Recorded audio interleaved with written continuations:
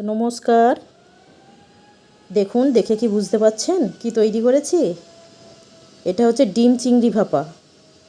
এর জন্য উপকরণ লাগবে পেঁয়াজ কুচি, আদা কুচি, লঙ্কা কুচি, বাটার, ছোট ছোট চিংড়ি মাছ আর 4টে ডিম নিয়েছি। যে পাত্রটাই করব, মানে আমি একটা টিফিন কৌটো নিয়েছি, তার মধ্যে ভালো করে বাটারটা মাখিয়ে নিয়েছি। এরপরে ডিমগুলোকে ফাটিয়ে ভালো করে ফেটিয়ে নেব। আপনাদের অসংখ্য ধন্যবাদ পাশে থাকার জন্য। আমার রান্নার ভিডিওগুলো যদি আপনাদের ভালো লেগে থাকে প্লিজ লাইক করে দেবেন, কমেন্টও করবেন, কেমন লাগছে জানাবেন। এটা খুব পুরনো দিনের রান্না, মেনলি ঠাকুরবাড়ির একটা পপুলার রান্না। খুব অল্প সময়ে একদম চটজলদি হয়ে যায়। আপনারা করে দেখবেন, খেতেও খুব সুন্দর হয়।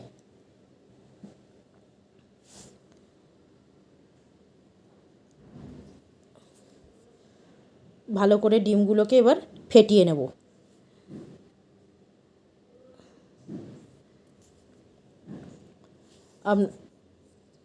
এরপর দেখুন, চামচে করে আমি ভালো করে ফেটিয়ে নিচ্ছি।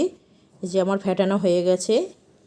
এরপর আমি যে সমস্ত জিনিসগুলো রাখা আছে, চিংড়ি মাছ নুন হলুদ আগে থেকেই মাখানো ছিল, সেটা দিয়ে দিলাম।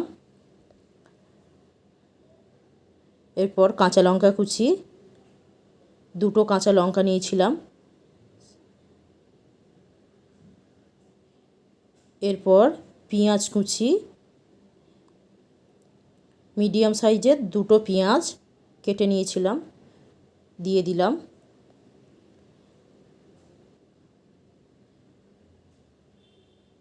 এরপর আদা কুচি, একদম ছোট ছোট করে কাটা ছিল, দিয়ে দিলাম। এরপর ভালো করে মিশিয়ে নিচ্ছি। দেখুন, এবার পরিমাণ মতন নুন দিয়ে দেব। টিফিন কৌটোটা বন্ধ করার আগে আমি এর মধ্যে ধনেপাতা ভালো করে ধুয়ে দিয়ে দিয়েছিলাম। একটা কড়াইয়ে জল গরম করতে বসিয়ে টিফিন কৌটোটা বন্ধ করে দিয়ে দিয়েছি। 20 থেকে 25 মিনিট মতন আমি ভাপিয়েছি এটাকে জলে। দেখুন, আমার ডিম চিংড়ি ভাপা তৈরি। একদম খুব সুস্বাদু হয়েছিল। আপনারাও করে দেখবেন, খুব ভালো হবে। ধন্যবাদ।